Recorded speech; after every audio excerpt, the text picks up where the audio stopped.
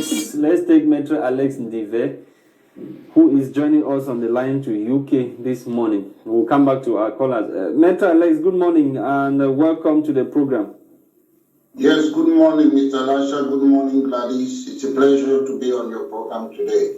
Thank you so much for joining us. We are talking about persistent or the continuous killing of citizens in the northwest and southwest regions of Cameroon, with the recent being the workers of Cameroon Development Corporation, 5 of them who were shot and killed by suspected Ambazonia fighters.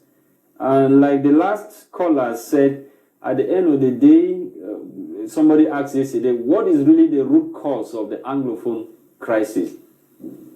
Yes, Mr. Lasha, I will answer your question very, very straightforward. I will start by condemning the killing of the CDC workers. But however, we should make this clear, and sometimes we have to understand this is very important. A government are people who they have been given authority to govern a country. And to govern a country, the function is to maintain law and order, national security, to protect your citizens, and to enforce law. I am sick to see people blaming criminals in the Cameroons. There are criminals everywhere in the world. There are criminals in the UK, criminals in European countries, in America. When you commit a crime, don't blame the criminal. The police must investigate the matter, arrest the people, and they go to court. There is a trial, they punish them. That is how it works. When you have a government that blames criminals, we are in trouble. We're in big trouble. You don't blame criminals. Criminals are criminals. Somebody cannot come and steal in your house, Mr. Lasha. You say, why did you come here? You should stop stealing. No, they are thieves. That's why we have a criminal justice system. Let the government learn how to govern. Let the government use the criminal procedure in the country. That's what happened. You cannot be blaming people committing crime. What you do, you prosecute them. I don't know if the government understands why they are a government. You talk about the other caller talking about the root cause. The root cause is very, very simple. They say Cameroon is one and indivisible. Mr. Lasha, when you were growing up as a young person, can you aspire that you want to be one day the Director General of CRTV? When you're growing up as a young person, can you aspire that you want to be the Director of Sonara or CDC?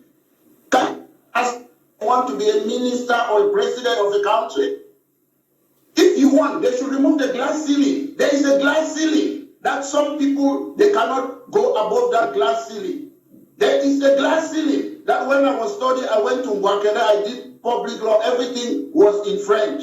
There is a lot of glass ceiling. We, our government, tell us, le Cameroon est bilingue. A government that does not know that Cameroon is multilingual, it tells you Cameroon is bilingue. Are they fit to run the country? We are not bilingual. We are using 2 foreign languages as our working official language. To be honest, we need to scrape that country and start constructing it from zero and put people who are competent to know what they are doing in that country. Okay. Donc, Maître Alex Ndivé, à vous écouter, le problème fondamental de cette crise, c'est la marginalisation. Gladys, I did not get your question. So the fundamental problem that we have in the northwest and southwest regions of Cameroon is marginalization. From what you are saying, that's what she's asking you.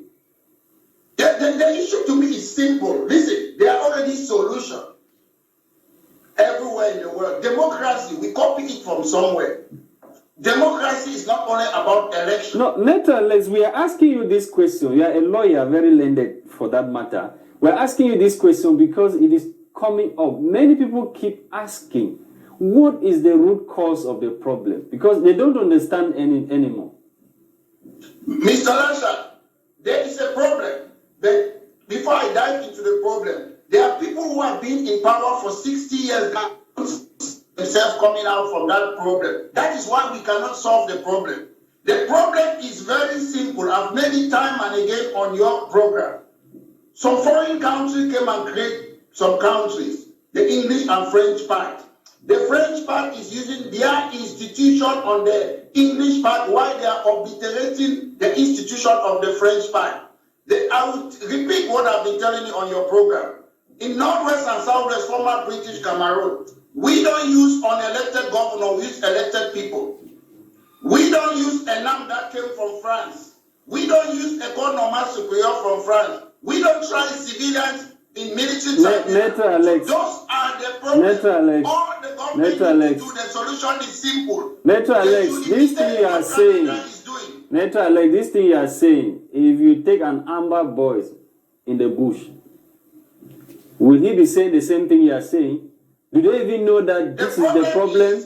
Do they know that this is the problem? This is what they are fighting for? Mr. Lasha, I will make it this from my own personal experience. When I was young in Cameroon, as a boy, we used to go around fighting Anglophone problem. The government have waited for more than 20, 30, 60 years. The thing have gone out. I'm not insulting them. Some people who are not as educated as myself when I was young. If the government would have solved this problem when the former vice president of Cameroon, Pa Foncha and Pa Muna, they went to the UN, they told the government that it is time to solve this problem. If they would have solved that problem then, there wouldn't have been any amber now. Maître Alex. Unfortunately, let me land like this. Okay. Unfortunately, when you go to some villages, I've never been there in Cameroon, Mr. Lasha, you cannot tell me that some people in Dok or in Banso or in Kikakilaki or some people in Lebialem in the village, some of those young people who grew in that country, they don't know the government. They haven't really put them in a certain pattern or principle. They cannot react like yourself and myself. The problem today is that the government, to me, to an extent, there's no principle on how to run a country. If you ask an average person in a village, some of these guys, they have nothing to do in their life. So this is an opportunity to steal. So we generalize, we call Amber. If I want to look at Amber, to me, Amber is a landed lawyer from Godi Dinka. He knew what he was doing. Unfortunately, people have been calling time immemorial to solve this problem. And sometimes when there's confusion, thieves, they come in. As you say, some of these guys, they don't know what they are doing. They use excuses. They are marginalizing us. They don't know what it is. But they don't need to know. Yeah, Nature Alex, there's this rise in a certain phenomenon of killing of lawyers and journalists in the country, and apparently the security situation or safety of Cameroonians is something that many people are really, really worried. Cameroonians are worried for their lives. Mr. Lasha, I'm not surprised when I discuss or sometimes I am on social media and I see the way people exchange with me. I ask myself, if physically I'm around among these people, they will surely kill me. Because Cameroonians, there's a lot of hate, there's lack of leadership, and at the end of the day, people settle scores down.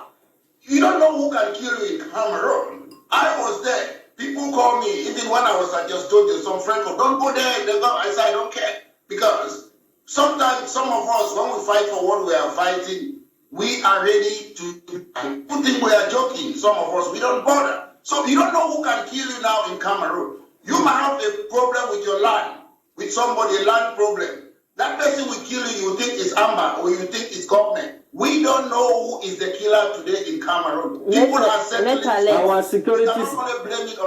security not supposed to be at work. That is what I just told you here today. That the job of the government is to maintain law and order, to secure the citizen, to enforce law. I saw what happened with the CDC worker. I saw a video and I was so shocked. A guy, I'm sure one of the wounded guy was on the floor.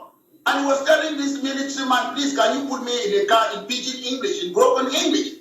This man was speaking French. Why do you send people who speak French to go to people who speak pidgin English? Administratively, you can't do that. But that is what the government is doing. When you send people to go and assist people, they have to speak the same language. they have to relate to each other. If it is broken English, send military people or police people who speak broken English.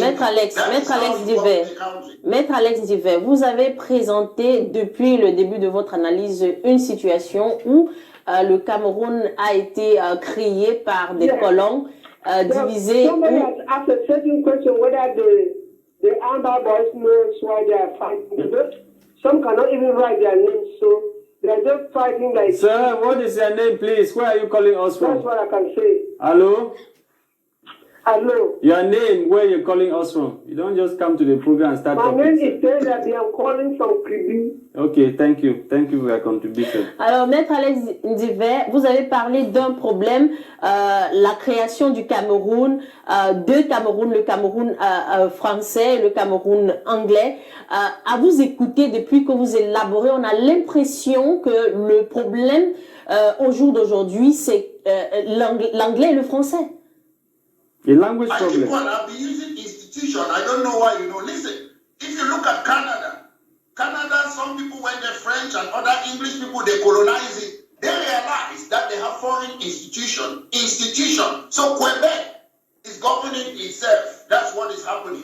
We realize that in Cameroon, some foreign people came, unfortunately, they came and did A, B, C in our country. So, what I can say, not you, Gladys, the governing party in Cameroon, they love French institution, economy, superior, and now military, now unelected governor. They love it. So why can they not practice those French dictatorial institutions in the French part of Cameroon? Mais vous avez dit, maître, que le Cameroun est un et indivisible. Comment vous voulez donc que les institutions soient divisées? Mr. Gladys. Oui. Because you married your wife, one an indivisible marriage doesn't mean all of you should be eating kwakoko and chu or timanambusa. That's not it. We should stop misinterpreting well.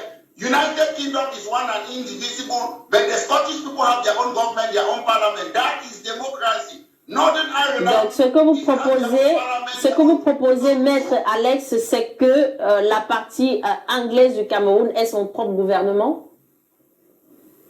Say it again, please. Are you saying that the northwest and southwest regions or the Anglophone regions should have its own government?